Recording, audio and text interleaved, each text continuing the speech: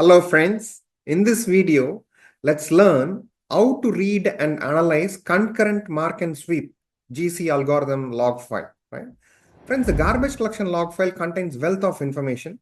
It's often used to troubleshoot out of memory error and memory problems. It's also used to optimize the garbage collection performance, right? So how does the CMS garbage collection log file looks? Friends, this is how it looks. So it has a lot of data, a lot of numbers and text that is flowing here. Let's just take one single garbage collection event. Let's deep dive into that. Okay. This is how a one single garbage collection CMS GC event looks like. Let's see what are the elements which is present. First of all, one GC event is printed in multiple lines. So let's look into that. The very first element, it tells the timestamp at which this GC event got triggered. So it got triggered on 2024, October 24th at 20:43 in the evening, right? And this says what are the time zone. It's in the Pacific time zone it ran. And the next, it tells what is the event count it is. That is, this is, it says GC2 means this is a second GC event that is running once the JVM got triggered. The third element tells whether it is an Young GC event or a full GC event. Friends, the Young GC means there is two types of GC events. Young GC event means it runs only on the Young generation. Full GC event means it runs on Young generation, old generation, metaspace, all the regions, right? So it says this is the reason. That is, it is the Young GC. And the fourth element, it tells what is the cause, what made the JVM to trigger this GC event. It is an allocation failure. The allocation failure indicates there is lack of room in the Young generation to create more objects. So that's why this event is getting triggered. And the fifth element, it says how many GC worker threads are there. So there are 4 GC worker threads. So that's what it's telling. The number of GC worker threads has an impact on your application performance. I will give you the link so that you can learn more about how to adjust the GC worker thread and what is the impact it's going to have. And then the next, it indicates what is your heap region sizes during this event. So here this says, this is the Young generation size. The Young generation size before the event, before this GC event ran, it was 38 megabyte.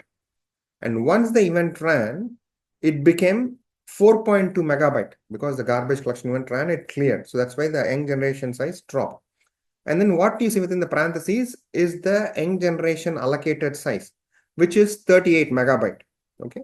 And now this says, the CMS says, what is your old generation size? Before the event, it was 29 megabyte. And after the event, it became 46 megabyte. You can see there is an increase in the old generation size. It's because in this Young generation, in this Young GC, the objects got promoted from the Young generation to old generation. That's why you see the old generation size going high. And then what is your old generation allocated size? 86 megabyte. Okay, that's what is the allocated old generation size. And the metaspace size is the region where all the metadata information record executed program is stored. So its size was 42 megabyte before the event, and after the event also it remains the same, 42 megabyte. And what is your metaspace size, allocated size? It is 1 GB, right? And now this line says, what is your overall heap size? The overall heap size before the event was 66 megabyte, and after the event it became 49 megabyte. And your XMX, XMX is the total heap size. In that 121 megabyte is what allocated currently. And then here you get to see the 7th element. It says how much time it took for this event to complete. It took here there is user time, system, and real time. Real time is nothing but the wall clock time. This is what you want to use for all practical measures. It tells this GC event took 0.01 seconds to complete. Okay. If you want to understand what are the different user time and system, I'm giving you the link in the description. You can understand, you can take a look at it to see the difference. Friends, what we saw now is a Young GC. CMS also has a full GC event. When a full GC event gets triggered, it is printed in multiple lines. So you can see that here, this is one single full GC event. You can see the very first element, it tells the timestamp at which this GC event got triggered. Number 2, it tells this is a third GC event that got triggered since the JVM was started. And then friends, the garbage collection, the full GC event has multiple internal phases. There is an initial mark, concurrent mark, pre-clean. There is multiple phases. So this tells a breakdown of each phase.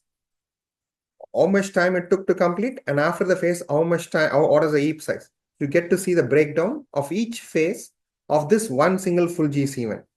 Friends, you can see it is already a little bit intimidating, right? Just to understand this, trying to read it as a raw file. What we read is only 2 GC event. Your application log, your GC log is going to have thousands of events. So looking them and analyzing through the text editor can be a very tedious and overwhelming process. That's why you may consider using certain garbage collection log analysis tools. Like a GCEC is one of them. It's available online. You can also download and install it on-prem as well. So what you can do, say, here you can come to this site. You can upload your GC log file. Once you upload, instantly it processes and it gives you a report. If there are any vulnerabilities are found, it's going to report it. It also gives you recommendations on how to optimize and tune your GC performance. Here it gives all the key performance indicators that you want to be looking. How's your GC behavior? How's your pause times is looking? And see, we saw there were multiple phases, right? It gives a breakdown of them. So there's more such information is here. Okay, friends. Thank you everyone for watching this clip. Thank you.